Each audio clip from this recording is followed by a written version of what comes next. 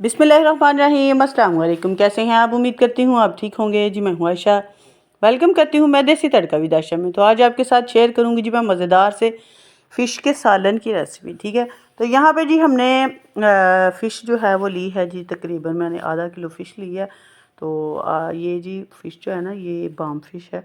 तो इसके अंदर कोई कांटे शांटे नहीं होते, बच्चे भी इजीली खा सकते हैं और बड़े भी आराम से खा सकते हैं। ठीक है, तो जी चले जी रेसिपी को हम स्टार्ट कर लेते हैं। यहाँ पे जी हमने घी जो है वो गरम कर लिया है कढ़ाई के अंदर। तो अब जी मैं उसके अंदर डाल दूँगी फ़िश। फ़िश जो है ना वो आपने फ्राई कर लेनी है, गोल्डन होने तक इसको फ्राई करना है। ठीक है, अगर फ़िश को आप फ्राई कर लेंगे ना, तो जब सालन बनाते हैं ना, तो फिर ये फ़िश जो है वो टूटती नहीं है, बिल्कुल वैसे के वैसे ही रहती जिस तरह आपने बिल्कुल पीसेस जो है ना वो उसके टूटते नहीं हैं।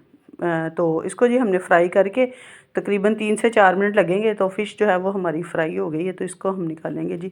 तो उसी घी के अंदर डाल दूँगी जी मैं मेथरे। मेथरे जो होते हैं ना दानेदार, जो हम अचार में भी डालते हैं। ठीक है, वो तकरीबन हाफ़ टी स्पून घी के अंदर मैं ऐड कर दूँगी मेथरे जो है। उससे ना स्मेल जो है ना वो बिल्कुल भी नहीं आती। ਜਿਹੜੇ ਇਹ ਹੈ ਨੇ ਨਾ ਫਿਸ਼, ਇਹਦੇ ਵਿੱਚ ਸਮੈਲ ਆਉਂਦੀ ਨਾ, ਲੇਕਿਨ ਇਹ ਪਾਉਣ ਨਾਲ ਨਾ ਬਿਲਕੁਲ ਵੀ ਨਾ ਸਮੈਲ नहीं आएगी। अच्छा, उस तो बाद ना ये मैं पा दिते जी 2 मीडियम साइज़ प्याज। ठीक है, मीडियम साइज़ के 2 प्याज डाल के तो उसका हम इतना पकाएंगे कि इसका जो पानी है ना वो खुश्क हो जाए। अच्छा, 2 अदद मैंने टमाटर भी इसके अंदर ऐड कर लिए थे, साथ ही वो भी ग्राइंड कर लिए थे। ठीक है, अब हम डालेंगे जी 2 टेबलस्पून अदरक लहसुन का पेस्ट। तो लहसुन जो है वो मैं ज़्यादा यूज़ कर रही हूँ इसीलिए ताकि जो फ़िश है ना उसमें से बिल्कुल भी स्मेल ना आए।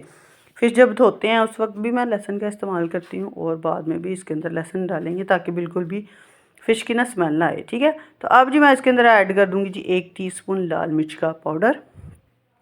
साथ साथ ही हम जो है ना मसाला वो भूनते जाएंगे, और साथ ही इसके अंदर ना स्पाइसी जो है वो ऐड करते जाएंगे। ठीक है, ताकि जो प्याज है और लहसुन अदरक है और जो हम मसाले डाल रहे हैं ना उनका कच्चापन जो है वो उसके साथ साथ ही भुनाई होती रही। तो यहाँ पे जी नमक जो है वो मैंने धोते वक्त भी इसके अंदर ऐड कर दिया था, इसीलिए मैं तकरीबन हाफ़ टी स्पून नमक ऐड कर रही हूँ।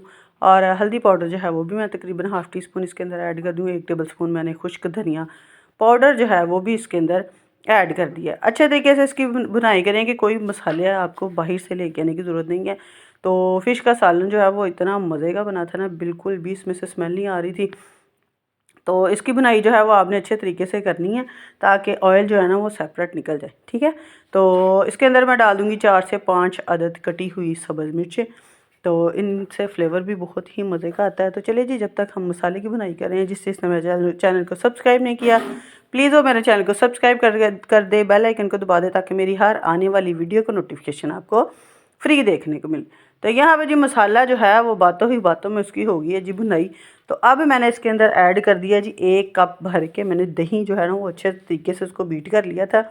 फिर मैंने ना उसको इसके अंदर ऐड कर दिया, और फ्लेम यहाँ भी मैंने ऑफ़ कर दिया था, क्योंकि अगर दही डालें ना सालन के अंदर मसाले वगैरह के अंदर तो दाने दाने से बन जाती है, दानेदार सा मसाला जो है ना वो बन जाता है। तो इसीलिए हमने क्रीमी सा मसाला जो है वो अपना तैयार करना है, तो इसीलिए हमने फ्लेम को कर दिया था ऑफ़। और अब जी हमने इसके अंदर 1 कप भर के दही का ऐड कर दिया था। ठीक है, दही को हमने कुछ देर तक पकाना है, और तकरीबन हाफ़ जब दही का पानी खुश्क हो जाए तो फिर हम उसके अंदर फ़िश जो है ना उसके पीसीज जो हैं वो बड़े ही आराम से इसके अंदर ऐड कर देंगे।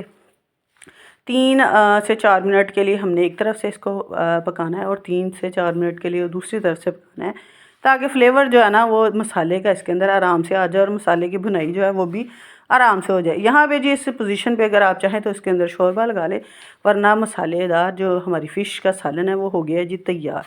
ठीक है, अगर मेरी वीडियो अच्छी लगे तो लाइक करें और कमेंट में बताएं कि मेरी फ़िश की रेसिपी आपको कैसी लगी और कैसी नहीं लगी। चलिए जी, मिलते हैं हम आपको